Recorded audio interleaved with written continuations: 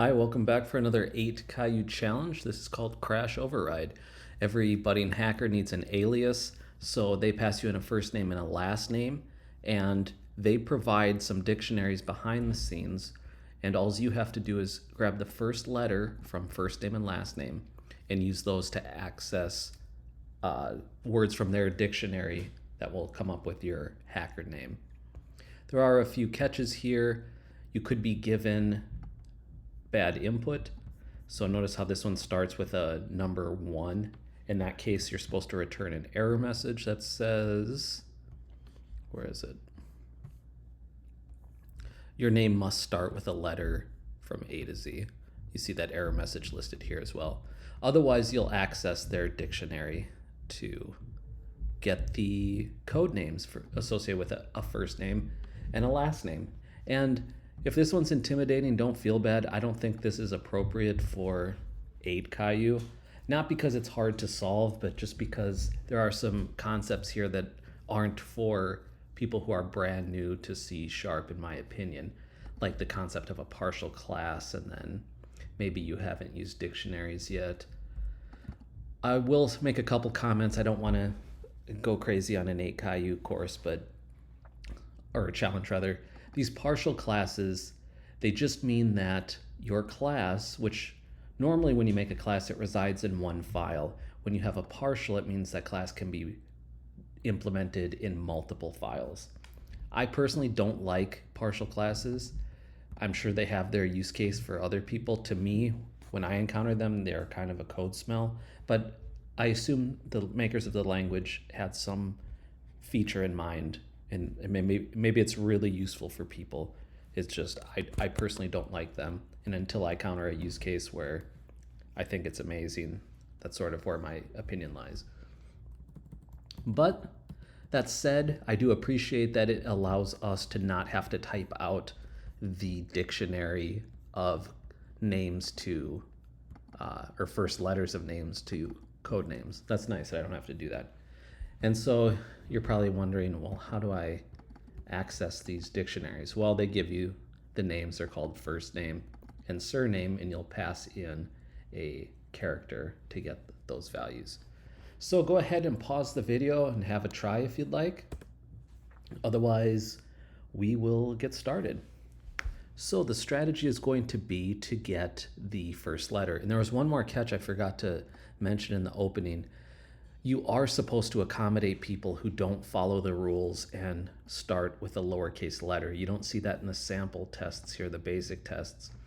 But if somebody gave you Mike with a lowercase m, it's your job to convert that to uppercase and access it from whichever dictionary it applies to. So I was going to show you, we've seen 2-upper with string, but you may not have known that char also has a 2-upper method. And so we'll use that to sort of force our input to uppercase if it's a letter. So we can make a couple fields here. We could call it first key. I'll call it a key since that's what I'm using to grab a value from a dictionary. Dictionaries contain key value pairs. You give it a key, it gives you the associated value. And so that first key is going to be F name, which is a string, right? Something like Mike or Fahima or Daisy. And then we can say, we know that strings are a collection of characters or chars. So if I say at index 0, that's saying give me the first character of the string. And then we will put this inside that char to upper method that I just showed. And that will force it to be uppercase. And then similarly, we're going to have a last key. That's basically the same concept. Char to upper, but this time with the last name, the first character of the last name. And don't be intimidated that I put these on the same line. Notice I have a comma separating them, but it's equivalent to you starting a new line and doing it like this. I just like the shorthand when the expressions aren't long and they fit on one line. I like to do it like this. It means anything, you could put a whole list if you wanted to. I wouldn't recommend running off the screen, but every variable that you put on this line will be of the type that you use first, so they're all chars. You couldn't put a string after it, you know what I mean? So good, we have our keys. We handled the case where a user may mess up and not give themselves enough respect to capitalize the first letter of their name. So the next part then is we only want to do processing if we're dealing with letters. Numbers and such we will return. So let's set up a condition like an if-else, right? That makes sense here. If our conditions met, we will access the dictionaries. So how can we say that in C#? Well, we could say char is letter. Like to upper, char also has, if we go to its methods, you can do this too. Just Google C# char class, expand your methods, and you will see, where do we have it here? Hold on. Is letter we're looking for? Is letter. And there's another one, is letter or digit, but you can just click on these and see what they do. It just returns true if the character in question is a letter. Shocking, right? So if char is letter, first key, and char is letter, last key, both have to be valid for us to put together a full name. Then we can give an answer. So you imagine we'll do something here. I suppose we can do it now. So if we have valid input, we're going to want to return. Let's access the dictionaries with our keys. So there's a couple ways we could do this. I'll show you the sort of basic way. We can say we want the first name, it was called the dictionary. We put in our first key and plus, you're going to have a space. I'll show you a different way to do this. Something like this to start. They called it surname. Surname for the last name. It's a dictionary, so you use these square brackets and you put your key that you want in there, which I called last key. So something like this, and then otherwise, if our condition's not met, we'll return the exact string they gave us. In fact, I'm going to copy it, and you should as well. Save yourself some typing. Return, in double quotes, that sentence. So something like this. I can't remember if we need to pass this as a char. We might have to call toString on it. We'll see. I'll just run the test. Okay, error, the name char does not exist in the current context. So when this happens, what I like to do is come over to the document page. Right at the very top, check out what namespace the class resides in. This resides in the system namespace.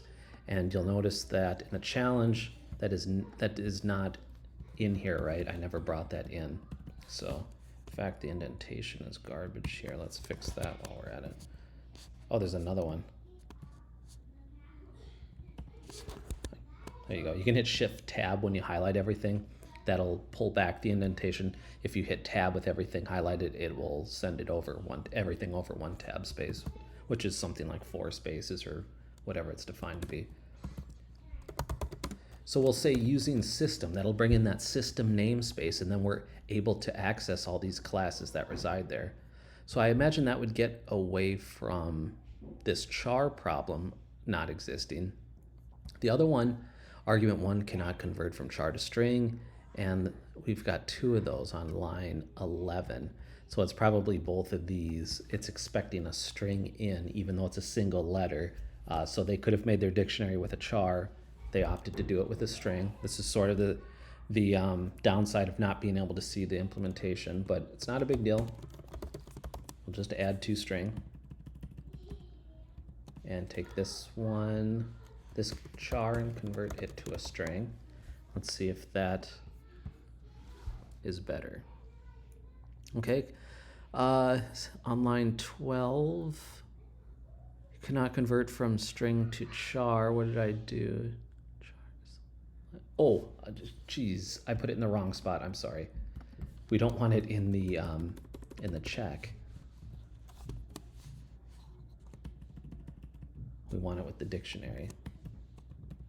So I will cut that. I'll say dot toString and first key would be dot toString. Let's try this. That's what I meant to say. Okay, green is golden, and we hit them all. Awesome. So yeah, a little bit confusing there if you're new, which you should be if you're in the 8 Caillou. It's okay to not know anything about programming in this category. Don't be intimidated by some of these new keywords that we haven't gotten to yet. Partial just means, you can think of it, you don't even have to worry about it at this point, but when you do see it, just know it means that your class can be defined over multiple files. Again, for me, it's annoying when I make a class. I want all the content there. I want to be able to see it. I don't want to hop through my project to a bunch of different files. You know what I mean? That's the thing that I don't like about partial classes.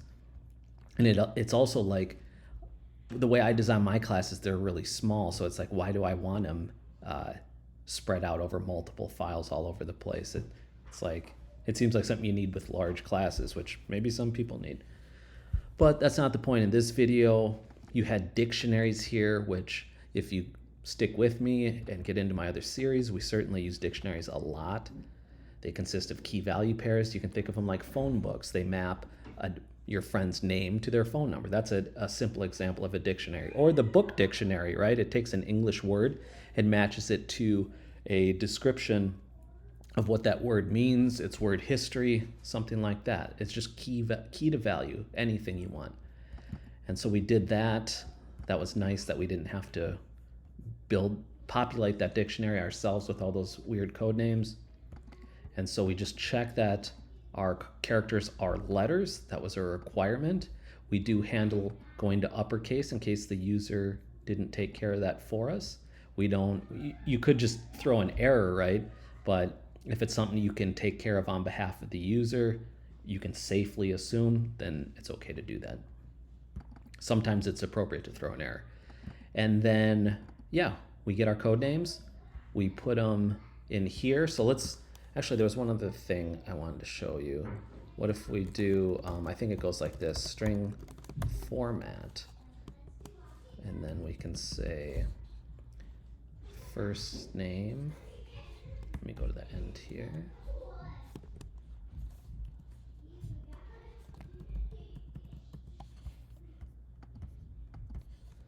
And I don't need to concatenate. I think I just put these inside. Let me see if I do it with curly braces there.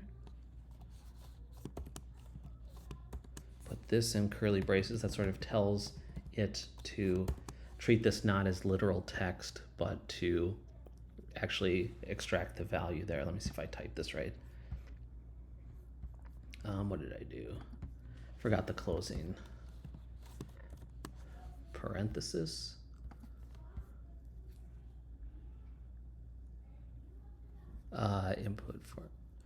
Input string was not in a correct format. What am I missing here? Okay, there it was. I needed the $sign to use the to sort of resolve those variable names, not treat them as literals. You don't have to do it like this, but it's just nice to not have to do plus, say, this string plus space plus this plus, imagine you had a few of these things. Sometimes it's a nicer way of writing it. So I'll submit mine like this. Yeah, I'll get rid of their comments too from the peanut gallery, right? Using system. We're gonna make this attempt again. Okay, good. I'll submit it off, collect those points. Probably not a lot of variation here. You see, so yeah, they did the same thing. I didn't need the string format. You can just use the $sign outside your quotes. Lots of similar answers there. Feel free to scroll through those on your own. Learn from other people too. Be a sponge and soak up all the knowledge you can get.